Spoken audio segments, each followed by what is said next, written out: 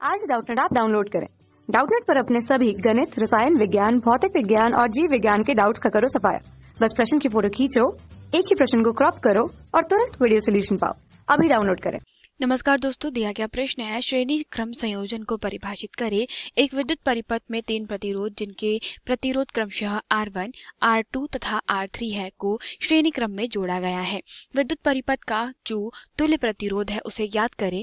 अथवा प्रश्न में दूसरा प्रश्न दिया गया है कि विद्युत मोटर क्या होती है, इसकी कार्यविधि का सचित्र वर्णन कीजिए। ठीक है, तो हम लोग प्रारंभ करते हैं पहले प्रश्न में। ठीक है, तो श्रेणी क्रम संयोजन को परिभाषित करने के लिए हम कह सकते हैं, तो श्रेणी क्रम संयोजन का मतलब क्या हो जाता है कि जब क्या कर रहे हैं आप 2 या 2 से अधिक प्रतिरोध, जैसे कि यहाँ पर R1, R2 और R3 को हमें श्रेणी क्रम संयोजन में करना है, उसी प्रकार से हम क्या कर रहे हैं 2 या 2 से अधिक प्रतिरोधों को इस प्रकार से संयोजित करते हैं कि प्रत्येक प्रतिरोध से धारा एक ही प्रवाहित हो। कहने का मतलब ये है कि जैसे कि उपरोक्त चित्र में आप देख सकते हैं कि हमारे पास में क्या होता है दोस्तों, मान लेते हैं प्रतिरोध R1, R2 और R3 है। ठीक है, तो ये तीनों प्रतिरोध को हमने इस प्रकार से संयोजित किया है कि जो पहले वाले प्रतिरोध का आखिरी सिरा है उसको दूसरे वाले प्रतिरोध के पहले सिरे से, इसी प्रकार से जो दूसरा वाला प्रतिरोध का आखिरी सिरा है इसको पहले वाले प्रतिरोध के पहले सिरे से जोड़ दिया जाए।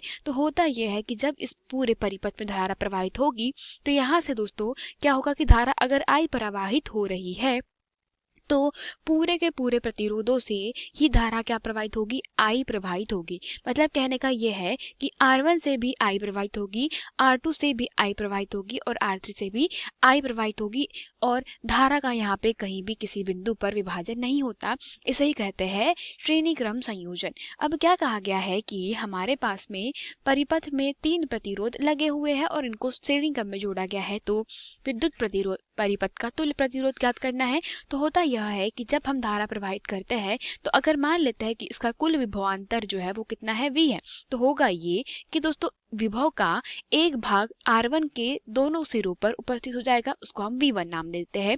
इसी प्रकार से R2 के दोनों सिरों पर एक विभवांतर V2 आ जाएगा और यहाँ पर R3 के जो सिरे हैं उनके दोनों सिरों के बीच में V3 विभवांतर आ जाएगा। मतलब जब आप श्रेणी क्रम संयोजन करते हैं तो वहां पर विभव का मान क्या हो जाता है, विभक्त हो जाता है और विभव प्रतिरोध के हिसाब से बट जाता है अलग अलग प्रतिरोध पर। तो होगा ये कि दोस्तों अब यहाँ पे चूंकि जो कुल विभव होता है, ठीक है, तो कुल विभव क्या हो जाएगा आपके पास में V बराबरी से V1 plus V2 plus V3।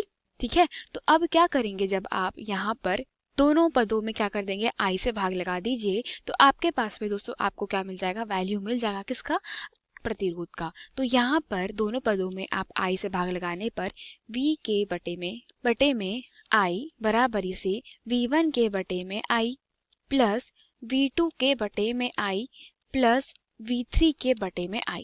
तो यहाँ पर दोस्तों अगर हमारा प्रतिरोध R1 है तो R1 के लिए ओम के नियम के अनुसार हम क्या लिख सकते हैं दोस्तों, R1 को लिखते हैं V के बटे में I, या आप इसको किस प्रकार से लिख सकते हैं, आप इसको नीचे लिखेंगे, अतः ओम के नियम से क्या हो जाएगा कि आपका जो प्रतिरोध है परिपथ का या आपका जो प्रतिरोध R1 है, ठीक है, उसके कारण आपके सिरों पर दोस्तों जो विभवांतर था वो क्या था, V1 था। तो आप V1 को किस प्रकार से लिख सकते हैं, V1 को आप IR1 लिख सकते हैं, इसी प्रकार से V2 को आप IR2 लिख सकते हैं और इसी प्रकार से V3 को आप IR3 के बराबर लिख सकते हैं। तो यहाँ से आप क्या करेंगे, यहाँ से आप जो दोस्तों धारा है, ठीक है, तो धारा को सबके बटे में लेके जाइए। तो आपके पास में R1, R2 और R3 क्रमशः किस प्रकार से मिलेंगे, R1 मिलेगा V1 के बटे में I, इसी प्रकार से जो आपके पास में दोस्तों R2 है वो मिलेगा V2 के बटे में I और इसी प्रकार से R3 जो है वो मिलेगा V3 के बटे में I। अतः क्या करेंगे, आप इन मानों को आप समीकरण क्रमांक इसको हम लोग 1 नाम दे देते हैं। तो समीकरण क्रमांक 1 में रखने पर अतः आप क्या लिखेंगे, समीकरण क्रमांक 1 से जो हमारे पास में दोस्तों परिणामी प्रतिरोध अगर हम लोग V के बटे में I कहते हैं, ठीक है, तो V के बटे में I जो है वह क्या हो जाएगा, ओम के नियम के अनुसार अगेन आप लिखेंगे कि यह R के बराबर है। तो समीकरण क्रमांक 1 से R बराबर इसे क्या मिलेगा, R1 plus R2 plus R3, तो यह होता है श्रेणी क्रम संयोजन किन्हीं भी किन्हीं भी 3 प्रतिरोधों का। तो ये जो हमने हल किया है दोस्तों, यह श्रेणी क्रम संयोजन में हमें प्राप्त हुआ है। कहने का मतलब ये है कि जब भी वे प्रतिरोध जिनसे धारा कैसी दोस्तों एक ही धारा प्रवाहित होती है, तो वे प्रतिरोध आपस में जुड़ जाते हैं। जैसे कि आप क्या कर रहे हैं, जो अपने घर में जो लगने वाले दोस्तों जो सीरीज होती है, ठीक है, तो सीरीज जिसको आप दिवाली पर लगाते हैं, तो वो भी कैसी होती है दोस्तों, इस प्रकार से जुड़ी होती है। तो अगर एक भी कोई सीरीज खराब हो जाती है तो पूरा सीरीज हमारा टूट जाता है। तो यहाँ पे दोस्तों ये जो होता है श्रेणी क्रम संयोजन ही होता है। ठीक है, तो ये हमारे प्रश्न का उत्तर था पहले वाले का। ठीक है, तो पहले वाले में हमसे कहा गया था तुल्य प्रतिरोध ज्ञात कीजिए, अतः आपका जो तुल्य प्रतिरोध है वह क्या हो जाएगा, R1 plus R2 plus R3, मतलब तीनों ही प्रतिरोधों का योग। ठीक है, तो तुल्य ये था प्रतिरोध। अब क्या बोला गया है हमारे पास में कि दूसरा प्रश्न बोला है, अथवा हमें क्या करना है, विद्युत मोटर क्या है, इसकी कार्यविधि का सचित्र वर्णन करना है। तो दोस्तों सबसे पहले अगर हम बात करते हैं विद्युत मोटर की, ठीक है, तो विद्युत मोटर, तो मोटर में क्या होगा, आप धारा का प्रवाह करेंगे उस मोटर में। ठीक है, तो विद्युत मोटर में आप धारा का प्रवाह करते हैं और धारा का प्रवाह करने पर फिर आप उसका उपयोग करते हैं। जैसे कि आपके पंखे के अंदर की विद्युत मोटर होती है, या आप पानी की विद्युत मोटर की बात करें तो एक प्रकार से दोस्तों आप पानी या मिक्सर ग्राइंडर किसी की भी बात करें, वो एक प्रकार से विद्युत मोटर ही होती है। ठीक है, तो विद्युत मोटर का जो सिद्धांत होता है, या आप कहें दोस्तों कि विद्युत मोटर की परिभाषा में आप सबसे पहले लिख सकते हैं कि यह वह क्या युक्ति होती है। ठीक है, तो ये आप लिखे कि यह वह युक्ति होती है जो क्या करेगी, ये वह युक्ति है जो विद्युत ऊर्जा का रूपांतरण, धारा प्रवाह कर रहे हैं तो विद्युत ऊर्जा का रूपांतरण किसमें करती है, यांत्रिक ऊर्जा के रूप में रूपांतरण करती है।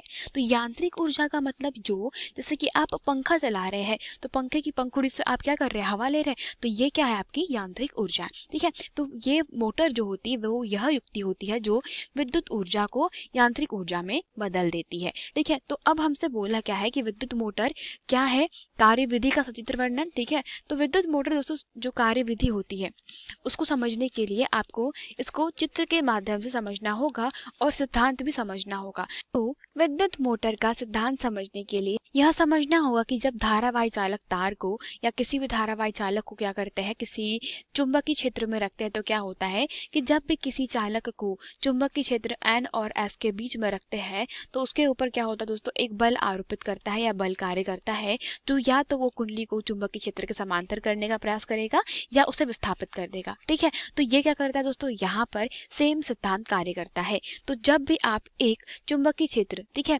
सबसे पहला भाग कार्यविधि के पहले हम लोग समझ लेते हैं कि चित्र में सबसे पहला भाग है क्षेत्र चुंबक। तो क्षेत्र चुंबक का कार्य होता है एक समान चुंबकीय क्षेत्र उत्पन्न करना। तो N से S की ओर एक समान चुंबकीय क्षेत्र उत्पन्न हुआ है, इसके मध्य में रखी गई है एक धारावाही कुंडली। तो कहने का मतलब यह है, धारावाही का मतलब यह हो जाता है कि इस कुंडली के बाहर स्तंभ सिरों को काय से जोड़ा गया है, बैटरी से जोड़ा गया है। ठीक है, तो अब ये हमारी जो कुंडली है वो कैसी है, धारावाही कुंडली है। तो आप इसको लिखेंगे दूसरा भाग धारावाही कुंडली। ठीक है, अब क्या होगा, जैसे ही आप इस धारावाही कुंडली को, ठीक है, तो हमने यहाँ पर क्या उपयोग में लाया है दोस्तों, इसका दो भाग और होते हैं, विभक्त वलय, ब्रश और बैटरी। ठीक है, तो आप इसको लिखेंगे कि जो तीसरा भाग है वह क्या होता है, इसका विभक्त वलय, और चौथा भाग होता है इसका ब्रश, जो एक प्रकार का कार्बन ब्रश होता है, और पांचवा भाग होता है बैटरी। तो कहने का मतलब ये है कि इतने से मिलकर के हमारी एक विद्युत मोटर का निर्माण होता है। तो जैसे ही बैटरी को आपने चालक के दोस्तों देखिए ब्रश B1 और B2 से जोड़ा गया है, तो ब्रश B1 और B2 से जोड़ने के कारण जो पूरे परिपथ में दोस्तों धारा है वो किस प्रकार से रहेगी, क्योंकि B1 और B2 जो है वह विभक्त वलय S1 और S2 से जुड़े हुए हैं। तो यहाँ पर क्या हो जाएगा दोस्तों, जैसे ही आपके पास में यहाँ पे B1 से जो विभक्त वलय S1 है उसके जुड़े हुए होने के कारण परिपथ में क्या होगी, कुंजी बंद करने पर धारा प्रवाहित होगी। धारा गई आपकी इस चालक ABCD से होकर के जा रही है। अभी आपको बताया कि जब भी चालक को चुंबकीय क्षेत्र में रखा जाता है और चालक धारावाही है तो उसके ऊपर क्या करेगा, एक बल कार्य करता है। तो यह बल जो दिया जाता है वह दिया जाता है फ्लेमिंग के बाएं हाथ के नियम से। कहने का मतलब यह है कि आपके जो बायां हाथ है उसके अंगूठे, आपकी तर्जनी उंगली, ठीक है, तो आपका अंगूठा यह आपकी तर्जनी उंगली और इसके साथ में क्या किया जा रहा है दोस्तों, जो आपकी मध्यमा है, तीनों को कैसे रख रहे हैं आप, एक दूसरे के परस्पर लंबवत रख रहे हैं। इस स्थिति में जब आपकी जो तर्जनी उंगली है वह चुंबकीय क्षेत्र की दिशा को, मतलब B की दिशा को विद्युत धारा की दिशा को कैसे मध्यमा से प्रदर्शित किया जाए, तो उस चालक पे लगने वाला बल अंगूठे से दिया जाता है। अतः दोस्तों यहाँ पर अगर आप देखेंगे तो आपकी प्रवाहित धारा की दिशा जो है वह किस प्रकार से दी जाएगी, वह आपकी मध्यमा उंगली से दी जाएगी। तो मध्यमा उंगली आपकी इस प्रकार से आएगी, आपका जो दोस्तों चुंबकीय क्षेत्र है वो इस दिशा में आएगा, ठीक है। तो आप यहाँ पाएंगे कि ये आपकी क्या है दोस्तों, धारा की दिशा है, ये आपका चुंबकीय क्षेत्र है, तो आरोपित बल नीचे की ओर लगेगा, ठीक है। इसी प्रकार से क्या होगा, बल अगर नीचे की ओर लगा तो दोस्तों AB जो भुजा है उस पे बल नीचे की ओर, जबकि जो CD भुजा है उस पे बल ऊपर की ओर। इस प्रकार से क्या होगा, एक बल आघूर्ण कार्य करेगा और कुंडली को घुमा देगा, ठीक है। तो कुंडली को घुमा देने के बाद में अब दूसरी स्थिति है, ठीक है। तो हमारी कुंडली दोस्तों 180 अंश कुछ इस प्रकार से घूम गई है। अब 180 अंश घूमने के बाद में क्या हो जाएगा दोस्तों, अभी स्थिति है दूसरी वाली। तो दूसरी स्थिति में अभी क्या हो गया है कि जो दोस्तों हमारे जो सिरे थे वो बदल गए। पहले AB इस दिशा में था, अब घूमने के बाद CD इस दिशा में है। तो अब क्या होगा कि फिर से CD पर प्रवाहित धारा की दिशा, चूंकि दोस्तों जो सर्पी वलय जो विभक्त वलय S1 और S2 है वो भी अपनी ही स्थिति पर घूम चुके हैं। तो सर्पी जो हमारे विभक्त वलय है उनका अपने स्थानों पर घूम जाने के कारण S1 का स्थान S2 ले चुका है और S1 का स्थान जो है दोस्तों वो कौन ले चुका है, S2, और S2 का S1। तो अब यहाँ पर भी यह अपने ही स्थान पर घूम जाने के कारण प्रवाहित धारा अब कैसी बह रही है, वो बह रही है S2 से होते हुए DCBA की ओर। और यहाँ पर अब क्या होगा दोस्तों, यहाँ पर फिर से धारा की दिशा में आपको क्या करना है, आपका फ्लेमिंग का बाएं हाथ का नियम लगाना है। फिर पाएंगे कि फिर से यहाँ पर एक ही क्या हो रहा है दोस्तों, बल जो है वह नीचे की ओर आरोपित हो रहा है और इस प्रकार से आपकी जो कुंडली है बच्ची वाली वो 180 अंश और घूम जाएगी। तो टोटल यह 360 डिग्री घूम गई है और इस प्रकार से यह प्रक्रिया चलते रहती है। तो क्या होगा दोस्तों, यह जो कुंडली है वह बार बार घूमते रहेगी और आपकी जो विद्युत ऊर्जा है उसका यांत्रिक ऊर्जा में रूपांतरण इसी प्रकार से किया जाता है। यही हमारा विद्युत मोटर का सिद्धांत, कार्यविधि थी और रचना थी। धन्यवाद।